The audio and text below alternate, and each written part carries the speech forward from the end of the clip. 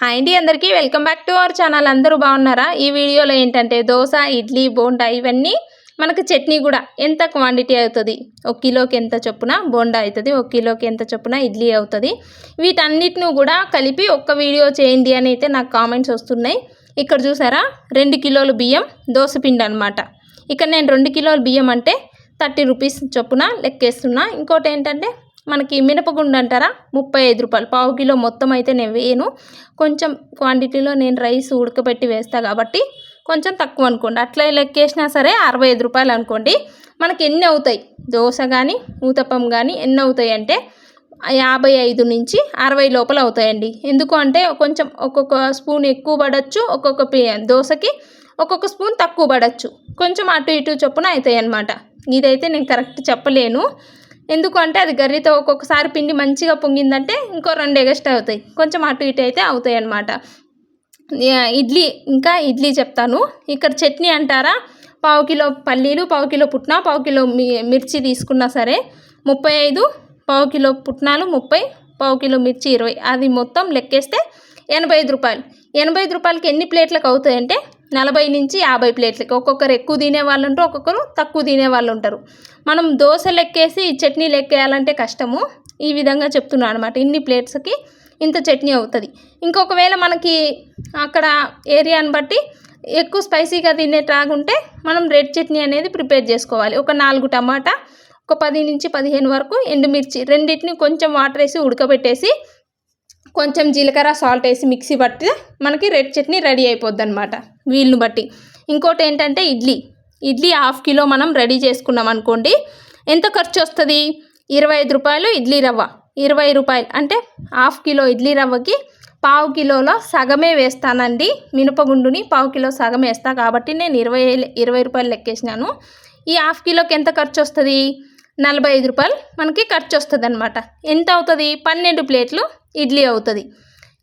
ఎన్ని ఇడ్లీలు అని మళ్ళీ అడుగుతున్నారు. 48 ఇడ్లీలు అవుతాయి, 48 ఇడ్లీలు అవుతాయి అన్నమాట. అదే మనం కిలో చొప్పున నానబెట్టేసుకున్నాం అనుకోండి, కిలో ఇడ్లీ రవ్వ 50 రూపాయలు, పావు కిలో మినపగుండు 35. ఏంటి, కిలోకైతే పావు కిలో కంప్లీట్గా వేసేయాలి. ఎంత ఖర్చు వచ్చింది? 85 రూపాయలు ఖర్చు వచ్చింది. ఇక్కడ నేను గ్యాస్ ఖర్చు చెప్పట్లేదు, ఇంకా నేను అన్నీ చెప్పి మీకు ఎక్స్ప్లెయిన్ చేయాలంటే వీడియో చాలా పెద్దగా అయిపోతుంది, అర్థం చేసుకోండి. గ్యాస్ని నేను లెక్కేయట్లేదు. ఇంకొకటి, వీటన్నిటి లెక్కలు తెలిస్తే మనకి ఒక 150 రూపీస్ అటు ఇటు గ్యాస్ అనుకోండి, కొంచెం దూరం వెళ్తే 50 పెట్రోల్ అనుకోండి, అది తీసేయండి. దీని ప్రకారం ఇంకెన్ని ప్లేట్లు అవుతాయంటే 24 ప్లేట్లు అవుతాయండి. 96 ఇడ్లీలు వచ్చేస్తాయి. ఏంటి, కిలోకి చెప్తున్నా. ఇంకోటి, ఇడ్లీ బాగా రావాలి అంటే ఎంత వీలైతే అంత మంచి మినపగుండు తీసుకోవడానికి మెత్తగా మిక్సీ కానీ గ్రైండర్ కానీ పట్టి కంప్లీట్గా బాగా బీట్ చేసి కలిపినామంటే ఇడ్లీ పిండి మంచిగా పొంగుతుంది. ఇంకోటి ఏంటంటే వాటర్ వేడైన తర్వాత, ఇప్పుడు స్టవ్ మీద మనం ఇడ్లీ పాత్ర పెట్టి వాటర్ వేడైన తర్వాత మాత్రమే ఇడ్లీ ప్లేట్లలో మనం ఇడ్లీ పిండి వేసి పెట్టేయాలి. అట్లా పెట్టినట్టయితే ఆల్రెడీ వాటర్ మరుగుతున్నాయి కదా, మనం ఇడ్లీ పెట్టంగానే అది పొంగుతుంది అన్నమాట. అక్కడ ఇడ్లీ పెట్టంగానే పొంగుతుంది. అట్లా కాకుండా ఒక్కొక్కరం ఏం చేస్తామంటే మనం ఇడ్లీ ప్లేట్లలో ఇడ్లీలు పిండి పెట్టేసి మనం కిందనే స్టవ్ మీద పెట్టకముందే చల్లనీళ్ళు వాటర్ పోసి ఇడ్లీ ప్లేట్లు పెట్టినామంటే అసలు పొంగదండి ఇడ్లీ. ఆ వాటర్ వేడయిన తర్వాత ఇడ్లీ కుక్ అవ్వాలి కాబట్టి సరిగ్గా పొంగదు. అట్లా కాకుండా వాటర్ మంచిగా మసిలిన తర్వాతే మనకి ఇడ్లీ ప్లేట్లు అనేది పెట్టినామంటే వెంటనే పొంగుతుంది. మళ్ళీ లో ఫ్లేమ్లో పెడితే అది లోపల వరకు మంచిగా కుక్ అయిపోతుంది. ఇంకొకరు ఏమని కామెంట్ చేసిందంటే ఇడ్లీ మీద వాటర్ వస్తుంది అంటున్నారు.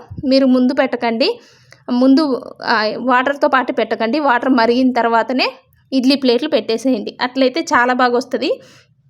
ఇంకోటి, మనం స్టవ్ ఆఫ్ చేయంగానే ఇడ్లీ తీయకండి, ఒక 2-3 మినిట్స్ ఆగి చాకుని రివర్స్ చేసి ఇడ్లీ తీసినారంటే చక్కగా పర్ఫెక్ట్గా ఇడ్లీ వస్తుంది. మీరు ఒకసారి నేను చెప్పే టిప్స్ అయితే పాటించండి. నేను మరీ చిన్న ఇడ్లీ కాదు, మీడియం ఇడ్లీ ఉంటుందండి, మరీ పెద్ద ఇడ్లీ అయితే కాదు, అలా అని చిన్న ఇడ్లీ కాదు. ఒకవేళ వీటికైతే మనకి ఖర్చు తక్కువే వస్తుందండి. 24 ప్లేట్లు ఇడ్లీ అయితే అవుతుంది అనమాట, 96 ఇడ్లీ అవుతుంది మీడియంగా. దీని ప్రకారం మనం పావు కిలో అని చెప్పాను కదా, ఒకవేళ ఈ క్వాంటిటీ అన్నీ ఎక్కువ పెంచుకుంటున్నాం, మనకి ఒక 40 ప్లేట్ల నుంచి ఒక 35-40 ప్లేట్ల వరకు నేను చెప్పే పావు కిలో క్వాంటిటీ సరిపోతుంది. ఒకవేళ లేదు మనం డబల్ పెంచుకున్నట్టయితే చట్నీని కూడా డబల్ పెంచుకోవాలి. ఏంటి, పావు కిలో వేసే దగ్గర హాఫ్ కిలో వేసుకోవాలి. పల్లీలు, పుట్నాలు, మిర్చి వీటన్నిటిని హాఫ్ కిలో వేస్తే మనకి 85 ఇంకా 200 దగ్గరలో ఒక 40 ప్లేట్లు అంటే ఒక 1000 వరకు లోపలైతే మనకు 100 రూపాయలు ఖర్చు అవుతుంది. ఎందుకు, చట్నీకి. లేదు 1000 తర్వాత మనకు 1500 లేదా 1800 అలా ఎక్కువ క్వాంటిటీ మనం ఈ టిఫిన్స్ కౌంట్ చేసుకుంటూ మనం చట్నీని ప్లాన్ చేసుకోవాలి. 1500, 1800 మనం క్వాంటిటీ ఫుడ్ చేసినామనుకోండి, హాఫ్ కిలో తీసుకోండి పుట్నాలు, పల్లీలు ఇంకా మిర్చి. ఎందుకంటే సరిపోదు వీటికి. ఒక 1000 లోపల ఫుడ్ అయినప్పుడు పావు కిలో అయినా సరిపోతుందండి. ఒకవేళ చట్నీ అంటే అందరూ ఒకేలాగా తిన్నారు కదా, ఇప్పుడు 10 మంది తింటే ఒక 4గురికి చట్నీ బాగా నచ్చుతుంది, లేకపోతే వాళ్ళకి చట్నీ ఎక్కువ తినే అలవాటు ఉండొచ్చు. అలాంటప్పుడు ఎక్కువ అయిపోతుంది. ఇంకా ప్రతిదీ మనం ఆలోచిస్తే బిజినెస్ అనేది ముందుకెళ్ళదండి. ఒకవేళ బాగుంది తిన్నంటే ఓకే, ఇంకా రేపటి నుంచి కొంచెం పెంచడానికి ట్రై చేయండి. ఎవరు నష్టపోవడం అయితే నష్టపోరు, వీలైనంత వరకు నష్టం అయితే రాకపోవచ్చు. ఇంకా వీళ్ళని బట్టి మనకి పేపర్ ప్లేట్సా ఒకసారి షాప్ దగ్గర మాట్లాడుకోండి. ఒక ప్లేటు బయట అయితే 20 రూపీస్కి అమ్ముతారు, అందులో 18 ప్లేట్స్ ఉంటాయి అన్నమాట. ఒకవేళ మేము డైలీ తీసుకుంటాము అంటే వాళ్ళు 15 రూపీస్కి చొప్పున మాట్లాడుకొని రోజు ఒక 2 ప్లేట్లు అయితే మనకి సరిపోతుంది. ఏంటి 18 వస్తుంది కదా మనకి స్టార్టింగ్ కాబట్టి. అంత తక్కువలో చేసుకోవడం బెటర్ అండి, ఎందుకంటే ఇది నిలవ ఉండే ఫుడ్ అయితే కాదు.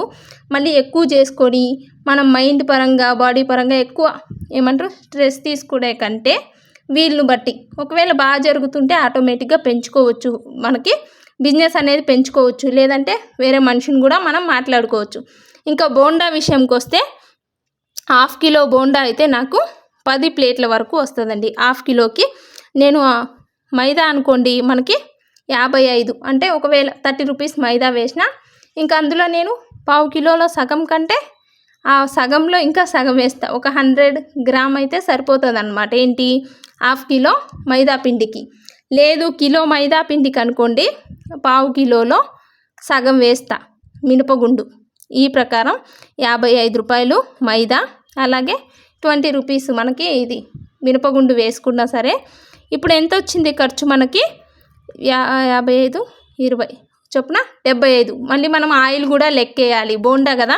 వీలైనంత వరకు దోశ, ఇడ్లీ పెట్టడానికి ట్రై చేయండి. ఒకవేళ బోండా కూడా అక్కడ చుట్టుపక్కల అడిగితే బోండా పెట్టండి.